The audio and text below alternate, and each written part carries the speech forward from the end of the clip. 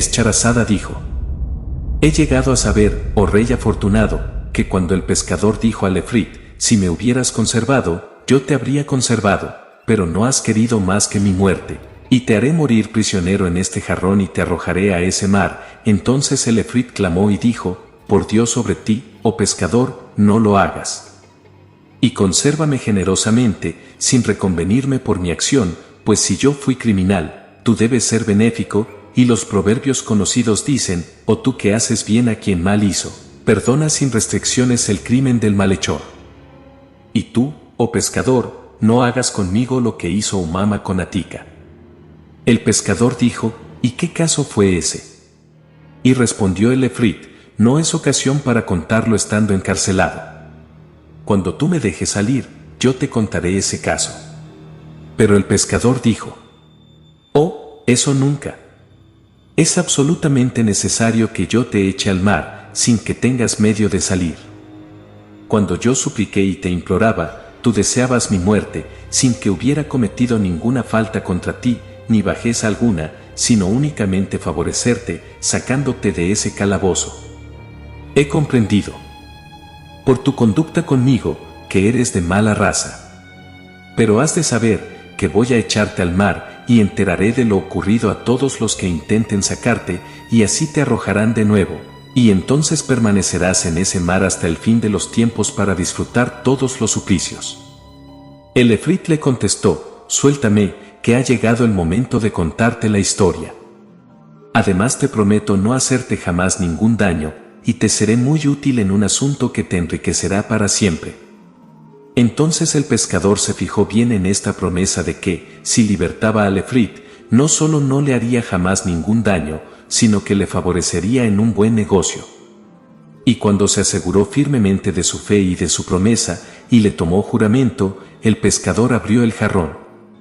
Entonces el humo empezó a subir, hasta que salió completamente, y se convirtió en un efrit, cuyo rostro era espantosamente horrible. El efrit dio un puntapié al jarrón y lo tiró al mar. Cuando el pescador vio que el jarrón iba camino del mar, dio por segura su propia perdición, y dijo: verdaderamente, no es esto una buena señal. Después intentó tranquilizarse y dijo: oh efrit, hay que cumplir los juramentos, porque se os exigirá cuenta de ellos. Y tú prometiste y juraste que no me harías traición. Y si me la hicieses, Dios te castigará, porque es celoso, es paciente y no olvida. Y yo te digo lo que el médico Ruyan al rey Yunnan: consérvame, y Dios te conservará.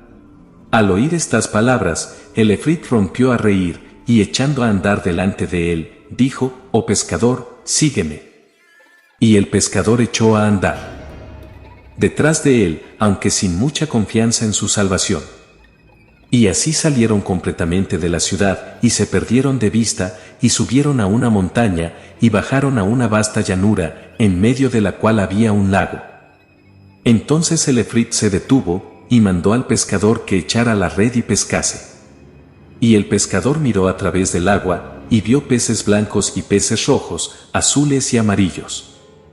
Al verlo se maravilló el pescador, después echó su red, y cuando la hubo sacado encontró en ella 4 peces, cada uno de color distinto. Y se alegró mucho, y el efrit le dijo: ve con esos peces al palacio del sultán, ofréceselos y te dará con qué enriquecerte. Y mientras tanto, por Alá, discúlpame mis rudezas, pues olvidé los buenos modales con mi larga estancia en el fondo del mar, a donde me he pasado 1800 años sin ver el mundo ni la superficie de la tierra.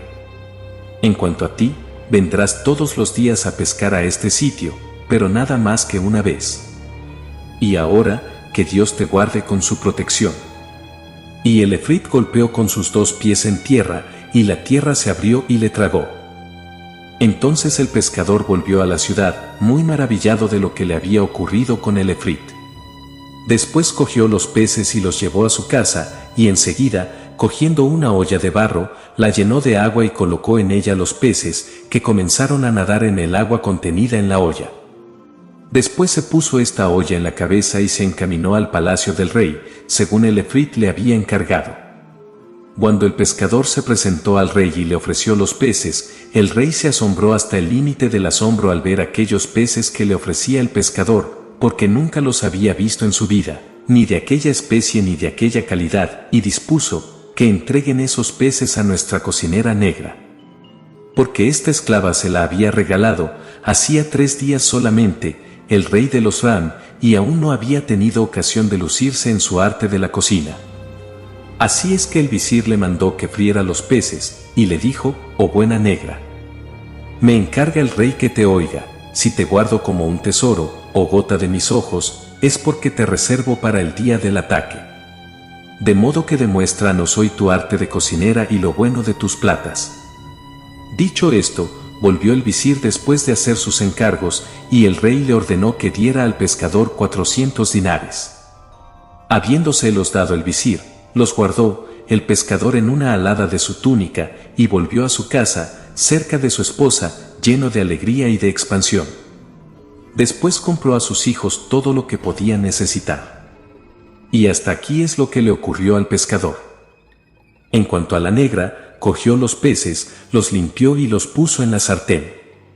Después dejó que se frieran bien por un lado y los volvió enseguida del otro.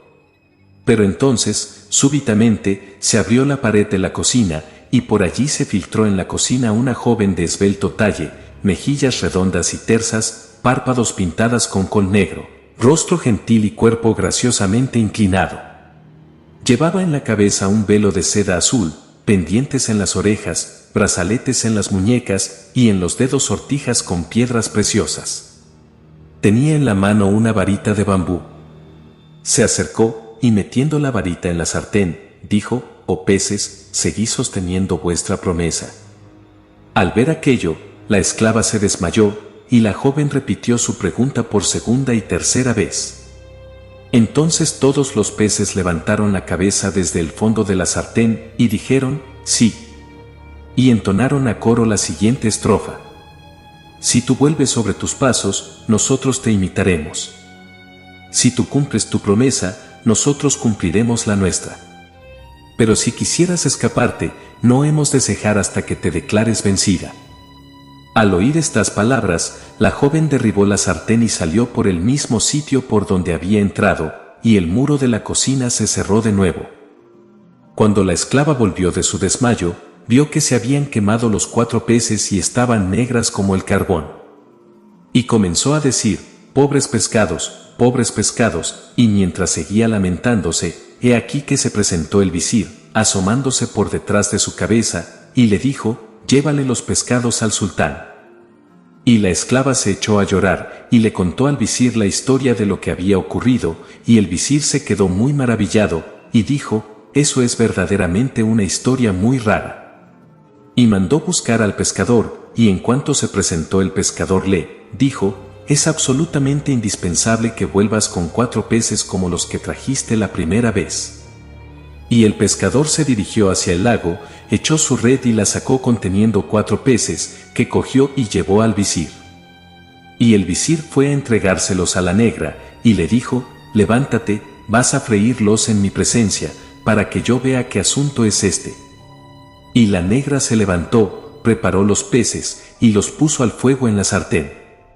Y apenas habían pasado unos minutos, hete aquí que se abrió la pared, y apareció la joven, vestida siempre con las mismas vestiduras y llevando siempre la varita en la mano.